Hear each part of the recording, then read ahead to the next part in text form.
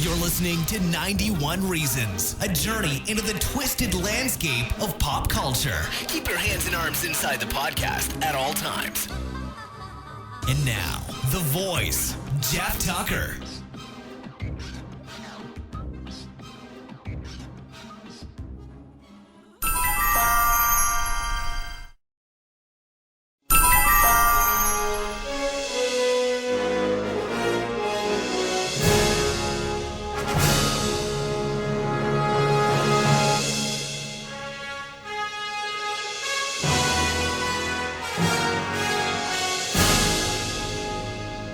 Well, look at this, true believers. Look at this. Listen to this. I actually managed to do basically my first show interviewing people and talking about things that are actually current. Like what I'm talking about in this episode has not occurred 30 years in the past. No, it's happening this coming month in May. Yes, it's happening Saturday, May 9th, 2015 at the Popzilla Gallery in Anaheim. You will hear all the information in the show, and it'll all be in the show notes. But I was able to sit down with Ryan and Sam from Popzilla Gallery. They're the curators, and they have put together what's going to be a really fun event. It's a Back to the Future themed art show. And they're going to have a DeLorean there. Like, you're going to hear it all in the episode. It's great. But it's going to be a lot of fun. And I'm going to be there. So I hope you can come down and check it out. A lot of invites have gone out over Facebook. But, hey, 2015 is the year of Back to the Future. This is the year that all of us fans have been waiting for. And you know what? It has not disappointed because there's been a plethora, not of piñatas, but a plethora of Back to the Future events for all of us fans to go to. And we're really getting like the promise of Back to the Future. The first real amazing merchandise has yet to come out. The Hot Toys Marty, the Hot Toys DeLorean, and I'm sure the Hot Toys Doc will be coming soon. There are a lot of events coming up, and it just so happens that this one is next month, and it's just around the corner in Anaheim. So check out this cool interview I did with Ryan and Sam from Popzilla, and join us, won't you, at the Time After Time Back to the Future Time Travel and Pop Culture Art Show. All right, we are deep within the hidden archives at a secret location, and we are here to talk about, well, let me just introduce, you know me, I'm the voice, I'm Jeff Tucker, and I'm here with two guys. Who are you guys? Sam Carter. Ryan Batchelor. And you guys are the people behind what exactly? They can tell by the title of the episode, but explain what it is. We're the curators of Popzilla Gallery. We're a group of artists. We do about 2 shows a year. We pick a handful of random pop culture themes and have about 50 to 60 to 70 artists come in and just do fun pop art based on whatever the theme is. And this is what show number is this one? This might be 7 or 8, I think, maybe 8. Yeah. Our first show was 2012. Yeah. It was a Disneyland themed show called Rat Trap, and then since then we've done steampunk, and we've done Star Wars, and we've done video games, and we did Tim Burton last year for Halloween, and now we're doing Back to the Future for our next show. Now, I looked at the archives on your Facebook page, and some of the art is truly amazing.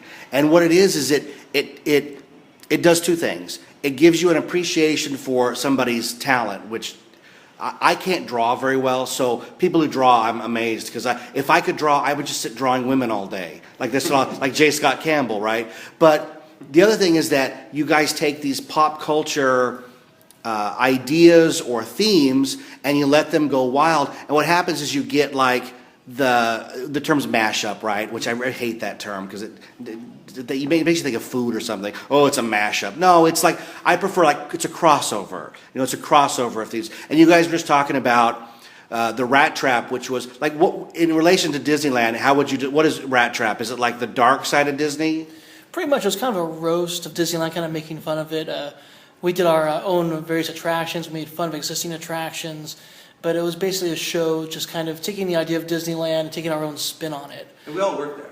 That's the thing too. We've been there for years, and we're not there anymore. But when you work there for a long time, there's a lot of inside jokes. So we wanted to give it that celebrity roast treatment and do it through art. And what did you do at the park? I worked in entertainment. I started in '95, worked through parades for about a decade, and then went over to work in TDA and creative entertainment. Oh, that's cool. Did you work at the park too?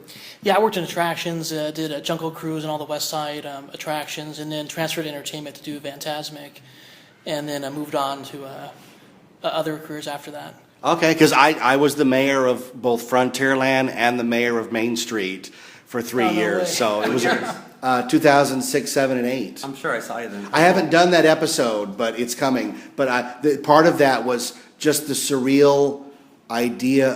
Like Disneyland means so much to so many people, and there's no such thing as a slow day. Right. Right. No off season anymore. There's no off season anymore. Exactly. So they called me in. It was during the year of a million dreams, or the year and a half of a million dreams, and my job was to sit with the people who won the Dream Suite and take them down the parade route. Because I remember you in the Grand Marshal vehicle. Yes, exactly. So the first time, we didn't have a rehearsal, and the first time we did it, they handed me a live microphone. Oh man! And it wasn't a big deal going by Small World or Alice in Wonderland. And then we crested the hub, and I could see all the way from the hub to the train station. And there must have been 15,000 people, and I had a live mic with no rehearsal. That sounds dangerous. And I was like, what exactly do they want me to say? Now, I'm a professional. I'm an improv guy, so I just started rapping about the family and what they had won. And that's what they wanted. But I thought, gosh, how long would it take the engineer to turn this mic off if I started talking inappropriately, or an ad or something, or if I was like, Knott's Berry Farm rules? I mean, it was weird because I was being borrowed from Laughingstock to go over to another department. They didn't know me. They didn't know what I was capable of. It was a very surreal, one of my favorite performing moments of all time was sitting in that car and seeing the people on the parade route and like, who would have thought you'd ever get a live mic down Main Street? So yeah, no, working at Disney was great. There's a whole other episode. But you guys, you were just saying like you had the hitchhiking ghosts from the Haunted Mansion, but they were drawn as the Ghostbusters. Right. Like that's great. I did a Trader Sam piece where he was like this kind of crazy cable access, used car salesman. He's and had all the, the jokes in the image, and that sold pretty well. That was probably my most popular piece from that show. Was the Trader Sam. Oh really? Oh, that's I think from the like, Jungle Cruise. From the Jungle Cruise, yeah. I mean, there's nobody really does Trader Sam art. People like tiki, theme things. Yeah, sure. That was pretty popular. But not the actual headhunter guy. Oh, no, it was actual Trader Sam, yeah. That's what I'm saying. The mask and all, yeah. Yeah. The guy's like 2 of his heads for 1 of yours, right? Yeah, exactly. Oh, yeah, that's fantastic. I'm not one of those Disney. I'm going to piss people off. I'm not one of those Disney weirdos, but I have a real love for the park. I mean, you can't grow up in Southern California and not have we all have the same story. The one time you went every year to Disneyland, it was like a 3-week buildup. We're going to go to Disneyland. We're talking about it. We're planning it, and then you go. And this is back when you had ticket books, and I would save all my B tickets, and we would hit Swiss Family Robinson Treehouse. We'd go in all the way around, all the way down, another ticket in, all the way out. As many times as we could because we had all these tickets. And the B ticket, I think, also got you into Mr. Lincoln, but you can only really do that once, otherwise you'd pull your hair out. But what were some of the other themes of your shows? You know what's cool? Kind of like an inside thing is, I don't know if you know Maynard. He's kind of infamous for he's a famous cast member at the park. He has like the most guest compliments of any. Yeah, he works like Haunted Mansion. He could be really super creepy in the mansion, but he also works the tiki room and stuff. So I just wanted to do this cool portrait of Maynard. And actually, like I thought most people didn't know who the hell he was, but when people did know Maynard, they're like, oh my God, there's a portrait of Maynard on this wall in a Disneyland show. What's neat about it is Maynard actually showed up to the gallery, so that was kind of cool. Like, that's fantastic. He showed up and he looks at the wall and he's like, holy crap, So that was kind of like a neat full circle thing. At the same time, they had that security guard who pepper sprayed that guy by Tower of Terror, if you remember that. Oh yeah, no, I've seen the video, yeah. So I did an image of this kind of heavy-set, cartoon-looking security guard, the total Disneyland security guard outfit, and it said, welcome to the Rat Trap Gallery. Anyone seen touching the artwork will be pepper sprayed repeatedly. Oh, that's great. Pepper spray, like all mean. But it was kind of funny. So we do stuff like that, just making fun of the park. Yeah, I have a tape somewhere. I got to dig it up because I'm sure the audio would be fine on the show. In 1999, I went to the park with a video camera, and I had rigged it so you couldn't tell it was taping. And I basically just annoyed all the cast members. And it's me walking through the park like I go into the Mad Hatter shop, and I ask them if they know where they sell hats in the park. And the woman just gives me the dirtiest look. She's like, right here? Or like at the Autopia, I go up and I go, look, I've had a few DUIs. Is that going to affect my ability to ride? And the woman's like, it's fine, sir. And it just was really nice because everybody there was so nice. Like, I was deliberately goading people into yelling at me, and nobody took the bait. I went up to like 2 members of management, and I had a Knott's Berry Farm map, and I was like, I can't find where I'm at. And the lady's like, this isn't our park, sir. Oh, okay. So yeah, my favorite though is, you know, the glassware shop that has the big castle on Main Street? I went in there and I said, do you know where they sell Disney glassware? And she sent me somewhere else. She's like, you could try the Emporium. I was like, okay. And she's literally surrounded by glassware. So okay, enough Disneyland, right? So your newest one is near and dear to my heart. And that's how we kind of met, because you were at WonderCon, you were displaying your art, which is fantastic, by the way. And it was hard to choose something to buy at your place because there were so many good choices. That's a good problem to have. Sure, all of your artwork is fantastic. I was mesmerized, but there was one piece in particular. It was the Lydia Dietz Beetlejuice, because Winona Ryder's kind of my thing. Oh, she's hot. I've done 2 hours of her on my show. I did a 2-parter where I went through her whole career. So yeah, she's my celebrity pass with my wife. So that's a good one to have. Are you stoked about the Beetlejuice sequel? No. No? No. Can you name a sequel? Caddyshack 2. Wait, That, for example. yeah, no, name one that's been where they wait this long and they all get together I don't think and it's it's ever happened. and it's good. It never happens. Indiana Jones 4 turned out really well. Oh yeah, Crystal Skull, right? Did he just say Crystal Skull? Yeah. Yeah, that people will turn off the podcast if you mention Crystal Skull in a positive way. It made me sick to my stomach. I mean, I left the movie theater. I think something like died inside of me after watching that. Yeah, well, my thing was we went to the drive-in to see it because where I live there are still 2 drive-ins. And the idea was I'll take the kids to the drive-in and then I'll go the next day and really watch it. I did not go the next day. Crystal Skull, as it unspooled on the screen, I was in shock. Like, how did that many people get together and make something so terrible? I have no idea. Nobody at anywhere down the line said this is a bad idea. They went through, and I've got the making of Raiders book where they talk in depth about Crystal Skull. They went through so many incredibly bad scripts that they should have just said, you know what, it's not worth making. I know that everybody wanted to make money, and I'm happy that for a while Indiana Jones toys were at Target. Yeah. And they didn't just make Crystal Skull. They made Temple of Doom, Raiders, Last Crusade. They made all the lines, all the vehicles. I'm happy about that. But look what they did to the character. All the goodwill that Last Crusade garnered with them riding off into the sunset was completely undone when Mutt swings out of the jungle with monkeys. What?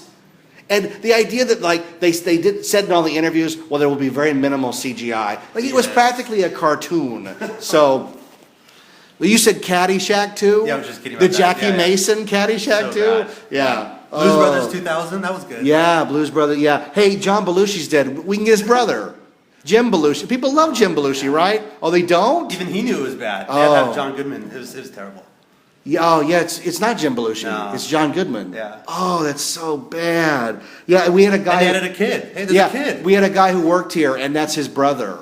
It's the same kid from Three Ninjas. And that whole summer that movie came out, the guy was a rat because his brother's in this big, high-profile John Landis movie. And I'm like, look, man, don't worry. This is going to be not to besmirch his brother, but this movie's going to tank. But there's just very few times you can go back to a well after that long and recapture. And the thing with Beetlejuice, and I have not done a Beetlejuice show. I talked about it on my Winona Ryder episodes, but look at the script. The script was written by Michael McDowell, and it must look on paper a mess. You know, Barbara Mayton falls out a window and is on Saturn, and you see sandworms. Like who made? Only Tim Burton in his heyday could have made sense of a script like that. And you know that Tim Burton today, it's going to be nothing but CGI everywhere. Michael Keaton will be in it for 10 minutes, and the rest of the time it'll be a Michael Keaton CGI character. You know, he'll be morphing into snakes. I want to see it as much as anybody, but I know it's going to be terrible. Hopefully we're surprised, but I actually liked, I laughed my ass off at Dumb and Dumber 2, and maybe that's because I was slightly drunk, but there were some good laughs in Dumb and Dumber 2, but that's just because Jim Carrey's pretty awesome. I like Jim Carrey. Yeah, I did go see Dumb and Dumber 2. I was stunned at what's happened to Kathleen Turner, but Oh, yeah. what That's happened? sad, yeah. Like have you ever seen Body Heat? Oh, yeah. Like it's hard to equate that's the same person. That's why God invented Skinamax. Yeah, yeah, exactly, right? For Body Heat? Yeah. And Andy Sedaris. Not Andy Sedaris. Is Andy Sedaris, the guy who did all of the Skinamax movies in the early 90s, like Picasso Trigger, and I have all these boxes. I collect schlock. Oh, man. It's funny to rail on Crystal Skull and then admit that I have like a box set of every horrible movie made in the 80s called the Too Cool for School Collection. That just means you know about terrible movies. Oh, yeah. So you can talk it. I'm a connoisseur. Yeah. So I ended up buying your Lydia original. Right. That was one from our Burton show. It didn't sell from the gallery. So I just had it, kind of let's have it on display. I'm shocked because it's beautiful. I cannot wait. See, I'm moving, so everything I have is packed. Right. But when I move into my new place, I'm going to put up an office and make it. My office is nothing but pictures of Winona Ryder. Like they're to the degree that I bought one of those Us magazine coffee table books of her, and I just X-Acto knifed every page out of it and put it on the wall. My wife helped me hang this. This is the dumbest thing you've ever heard of. So, I'm a little nuts. Is there a restraining order? What are we talking about? I've only gotten close to her one time. I camped out at the premiere of Alien Resurrection, and I got within about 15 feet before the cop told me to get off of the news. I was standing on a newspaper machine, and he's like, "Hey, get down, pal." And I was like, "But it's Winona." He goes, "Get down." I was like, "I don't want to get arrested." Yeah. But yeah. She's a hottie. Yeah, and she's crazy. So hot and crazy. That's my ultimate. She's a klepto. Yeah, That's sure. not love. She stole my heart. Yeah. That's terrible. So your new show and what we're talking about, but this is 91 Reasons. We go all around and then we get to it. Your new show is Back to the Future theme, or time machine and time travel theme. It's a funny story. We started with having it's 2015 coming up. It's a few years ago. We knew we had to do a Back to the Future tribute show. Plus, I knew there was going to be probably 5 other Back to the Future tribute shows because it's the big year. Yeah, they just did one at Nerdist. It looked awesome. Meltdown. It looked really good. And I was all ready to go, and then I had to work late here, and I was so angry. And then, against all better judgment, I clicked on the link, and Bob Gale was there. And I've never met Bob Gale. Hopefully he'll come to ours. But yeah, so we wanted to do a Back to the Future show, and we knew there's going to be a lot of it, so we wanted to do it earlier in the year. It'd be great to do it in October when the real date happened, but with the gallery, it was going to be in March. We got pushed to May, which is still fine. It gave us more time to make the art.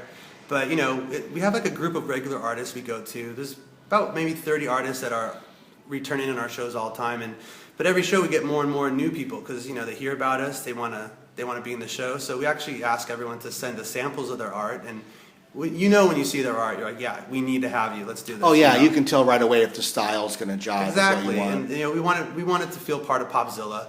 What we really like too is when artists take on their own stance of a character. A lot of talented artists can just draw a character from a movie, but then it's just the character from the movie. Like I love when it's their own version of it. That's what I think makes us more memorable. Well, that's what makes art. Totally. Is taking something and not just regurgitating it, but really putting your own spin on it. There's people walking through here. I don't think they realize that it's not open.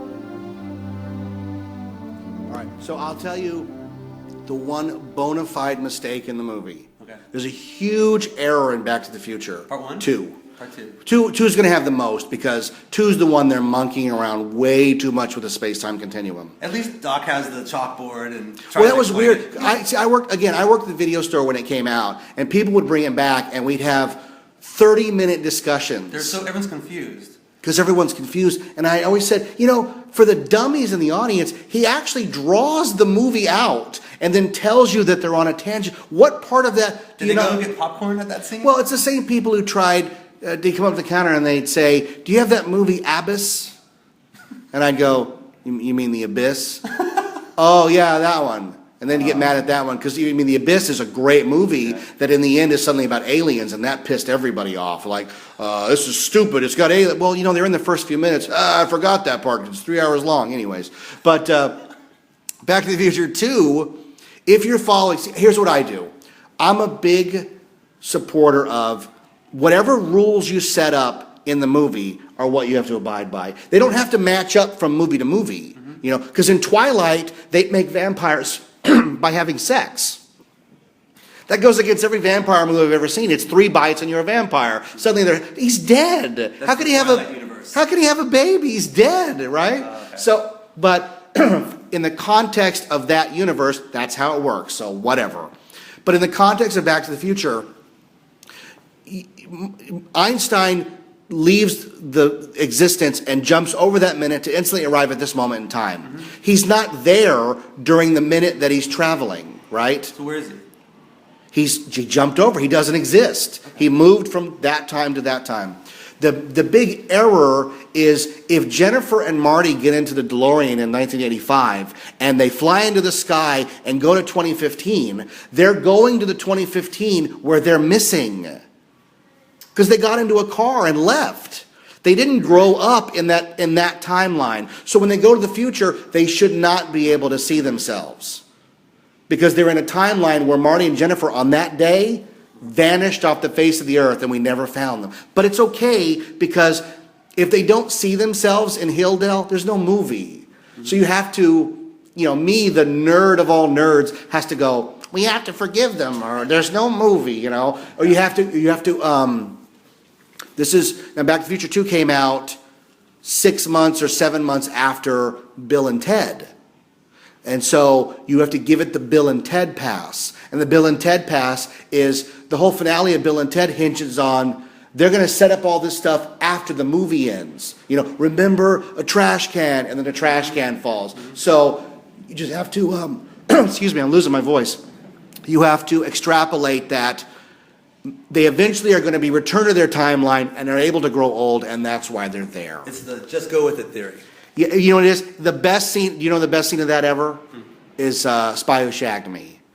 Oh, because right. Austin says, if I go to the future and I meet myself, how can I meet myself? And then Basil says, don't worry about it. And he looks at the audience and he goes, that goes for you guys too. And I'm like, as a time travel nerd, I stood up in the theater and was like, that's it. Yeah. He's just basically said they can do whatever they want and it's okay. It's just a movie. Well, we're going to have Austin Powers art in the... Are you really? Oh, of course. Well, it's a time travel movie. Oh, that's fantastic. Even though technically in the first one he was frozen, but he's still transported from one time to another. Yeah. Through being frozen. But yeah, we'll have some Austin Powers stuff. Also, Time Bandits. Oh, yeah. I always saw a preview of one where it was that giant walking wearing that ship as a hat. Oh, that's great. Yeah, I love Time Bandits. Time Bandits. I know it's like it needs to be remade now. It's been so long. Yeah. Our artist invite, we had about maybe 20 movies that we kind of we went through. What are the time travel movies?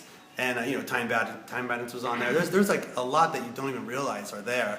Yeah. And then we also we tell the artists too, hey, pick from these if you can, but if you want something that's not on here, just run it by us. Because we want to make sure that, we don't have something on the wall that's like, why the hell is that there? And after they spent months working on something. Yeah, sure. Yeah. So Time After Time?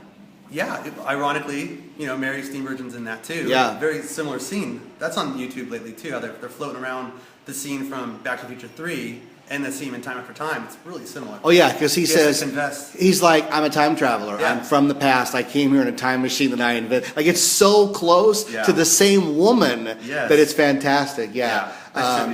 What other big time travel? Like, is Buck Rogers? Would you consider that a time travel movie? He's frozen and wakes up in the future. We haven't had anything for that yet. But there's Futurama. There's stuff from The Simpsons when they time travel. There's The Simpsons time travel episode is considered the worst episode of the entire series. Oh, I didn't know that. You know that one? Have to do it. That's the one where Homer and Marge are in the White House looking for Lincoln's gold, and Lisa's the president. It's Entertainment Weekly labeled it the worst. Wow. And they've done others, But that one in particular is labeled the worst episode of the entire run. Yeah, maybe we'll take them out. Yeah, that's funny. Yeah, there's all those kind of different movies, and it's going to be a good mix of everything. But it's mostly Back to the Future. It's like the Muppet Vision 3D to celebrate all nations, but mostly America. Yeah, that's great. That's a great way of saying it. That's fantastic. And when you think about time travel movies, I think Back to the Future is arguably, because we're so far from the original George Powell Time Machine, and no one even considers the awful Guy Pearce remake, that I think that when you talk about time travel movies, it's the one that you go to. Right. It's the most accessible, and it's odd because... Oh yeah, it's totally. To me, it's the greatest movie of the '80s. Like it encapsulates the entire decade in a 2-hour movie. But it's weird to think like Back to the Future is always considered like this big special effects movie. There are hardly zero effects in the movie. Marty travels like we see. Actual models, first of all. Yeah, oh yeah. We see Einstein disappear in flame trails. Marty's time travel is done through the window with just a flash of light. Yeah. Like there's not, they save the effects for the end where the car vanishes and then obviously the flying car at the end. But no, I just have to say, as a lifetime Back to the Future fan, I'm completely looking forward to this gallery event. I'm going to be there. I'm going to have my trusty recorder here to try to do some interviews with some of the artists if they want to talk about their art. We're encouraging everybody to come down to the show. I'm going to put the address in the show notes. You can ask on Facebook. I'll link to your page so that if people have questions. That'd be great. But if you're a fan of pop culture and if you're listening to the show, obviously you've got to be to listen to me drone on and on about movies that haven't seen the screen in 30 years, then you're obviously a fan of pop culture. The best way to support local artists, to encourage people to keep dreaming, and to be in a place where there's a room full of people where everybody there was influenced by the same thing. That's what it's all about. It's about bringing people together. There's a recurring theme of my show, and I didn't know this when I started out. And it's one of those things that you have to discover. And I know I'm beating a dead horse for people who've listened to all the episodes, is that I get a lot of letters from people who tell me that listening to my show is like hearing their own childhood. And they tell me how gratifying it is to learn that they weren't alone. That when they went to the movies and they felt like they're the only person who gets this movie, and then they went home and they bought, like me, I bought the beta tape and watched it again and again, talking about Back to the Future. And people write me and say, you're talking about me, but you're talking about you. And it makes people feel something that has only come about in the last few years, because the geek community has always been the outsider community.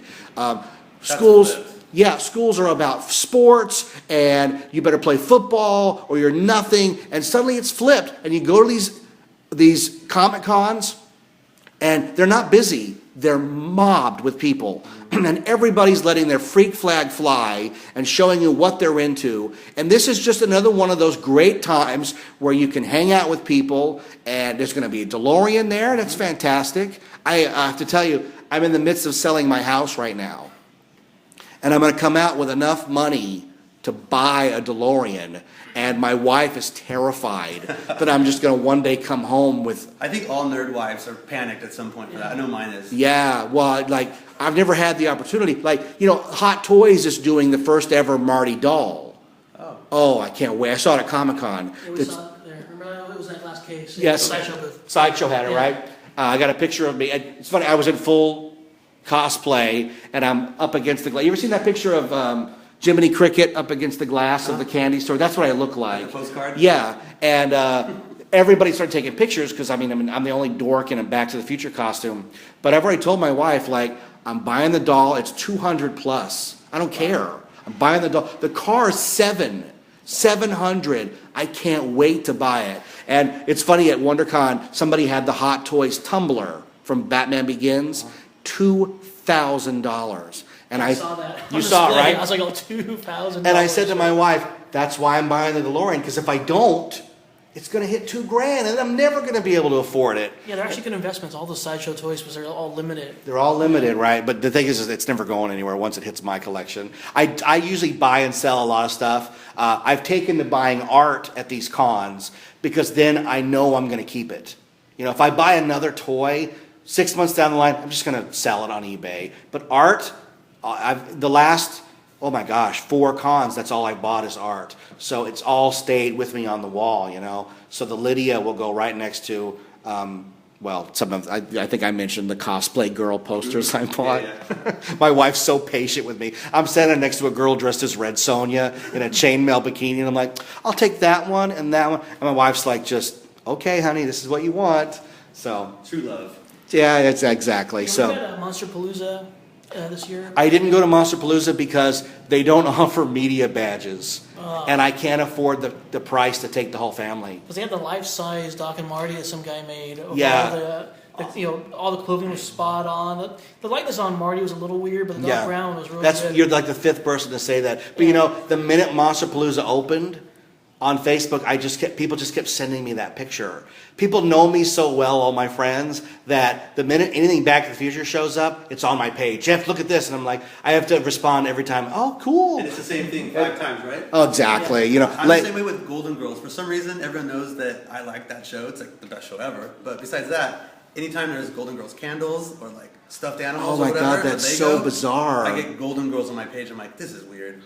Are you talking about the B. Arthur show or the B. Arthur, She-Ra ripoff? No. We're talking, Betty White. Oh my God, I've never seen an episode. I'm leaving. It's one of those weird things. I did 2 or 3 hours of 70s and 80s sitcoms, and that was the biggest revelation I could come up with. Is like, I've never seen the Golden Girls. That's I don't insane. have any concept of what so good. it is or why people watch it. But it's not because it didn't appeal to me, because I watched everything, but it was simply it's a bunch of ladies. There's too much to watch. Yeah. Even when I got my beta player and taped a lot of shows, there still wasn't enough time in the day to watch all the shows. Because I was a TV junkie. I mean, we all were, because there was no internet. Right. So I just watched religiously every single Night Court, Family Ties, Cosby. I mean, I went through all the shows that I watched, WKRP, you name it.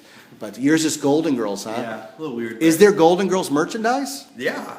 I think a lot of it's fan-made, but they're talking about Lego Golden Girls. I don't know if that's real or not. There's no way that's real. But they made these like religious Jesus candles with each of them. They're amazing. That's funny. Yeah. You like Stop or My Mom Will Shoot? Nah, that's where they draw the line. There's got to be a line somewhere, right? Yeah. All right, so give the information one more time in All case right. people weren't paying attention. Well, we're Popzilla Gallery. Sam Carter and Ryan Batchelor. We're the curators of it. And our next show is May 9th in Anaheim at Rothick Art Haus, 6 p.m. to 10 p.m. And if you've ever been to one of the art crawls in downtown Anaheim, it's pretty awesome. There's food trucks, ton of shops, ton of vendors. There's the packing house in Anaheim, which you haven't seen. You got to see that. It's great. A lot of artists, about 60 to 70. We're still narrowing it down. We sell prints too. Like, if not everyone could afford a work of art on the wall, so we offer prints on a lot of that too. And if you go opening night, most of the artists are there and they could sign it for you and come get your picture inside of a DeLorean and have a good time and nerd out with us. Yeah, we're Popzilla Gallery on Facebook, and we'll have a map and more information posted on the Facebook page as we get closer to the event. We'll also have probably some teasers of some of the art that'll be on display. That's fantastic. As a guy who saw some of Sam's art at WonderCon, it's well worth checking out. If you're a fan of this stuff, and I know you are because you're listening, it's something unique that's not everybody's going to have. You're going to have a print or something that you can buy. They're very affordable, the prints.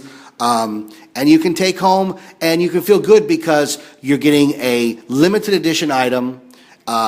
It's able to cross boundaries because it's art, so they're not beholden to the licensee. Right.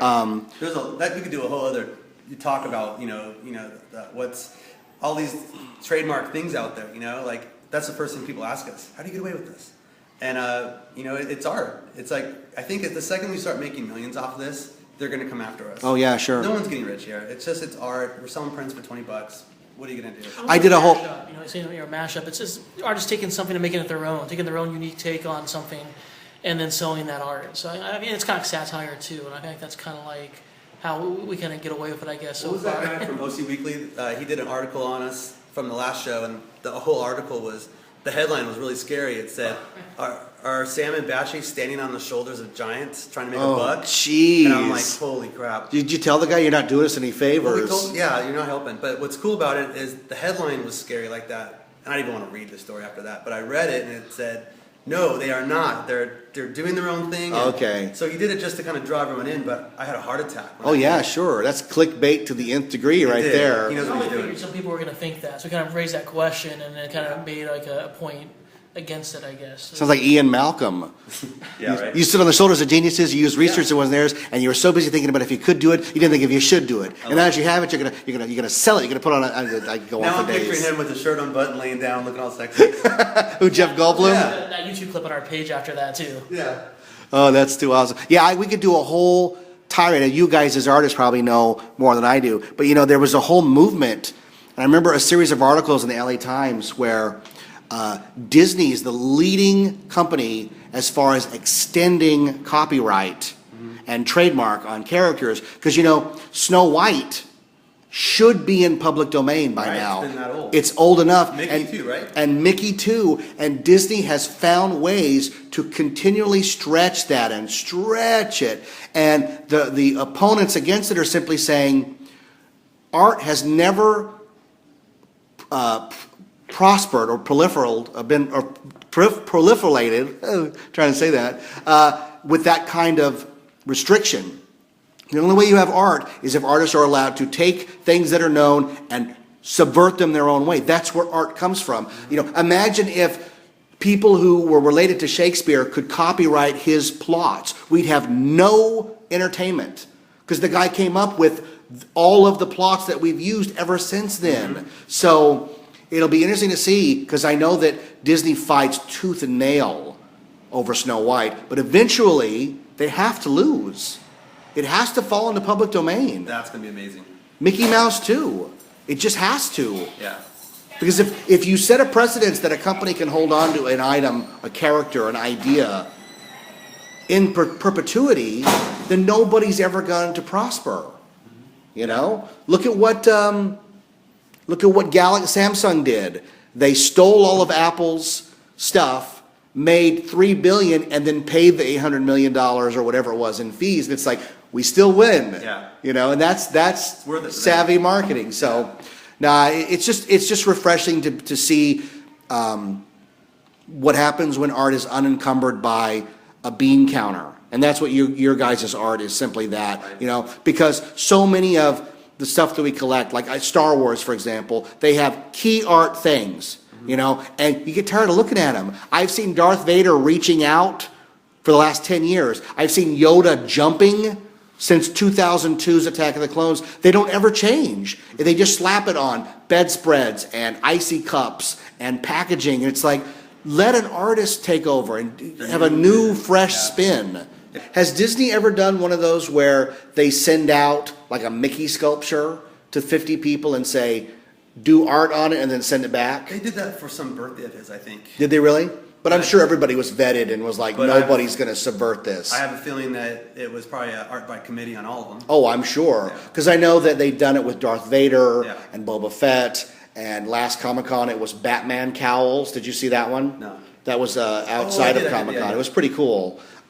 But you just don't see Disney letting people take those kinds of liberties. Because Lucasfilm did it, and they got back a pink Darth Vader helmet for breast cancer, and it was shocking. And then 6 months later, they were selling a pink Darth Vader helmet for breast cancer. It's like, oh, well, you've embraced it. That's pretty cool. Right. But we'll see now. It's not Lucasfilm anymore. It's Disney and then Lucasfilm. They're going to tighten it up. Well, the first thing they did was, they shut down like the Family Guy and Robot Chicken spoofs. I don't think those will happen anymore. No, those are done. Yeah. They shut down Detours. Have you ever seen Detours? No. Seth Green did an entire season of Star Wars Detours. And it was like Robot Chicken, but it was all Star Wars. That's gone. They pulled the plug and they're not even available anywhere. Oh, wow. They shut it down and said, we're done with that. But no, you'll never see a Family Guy. I'm okay with not seeing any more Family Guy. Not after what they did with... It's one of those things where it's like, hey, that thing you like? Yeah, we're going to destroy it. Well, I thought it was an homage. I thought we're not paying tribute. Oh, Ben Kenobi's going to molest Luke. That's great. Thank you. Did you see that clip where they have all the outtakes of Harrison Ford saying "I know" and Leia said "I love awesome. you" in The Empire Strikes Back? What was it shared like? that Funny or video. Die That or was College? really good. One of these Facebook or websites did a spoof on it, and it was always takes where they had like they had posted some other guy's mouth on Oh, that's Harrison funny. Ford, saying all these different outtakes they had. It was pretty funny. We used to do a link or something like that. It was a pretty funny clip. We posted on Popzilla.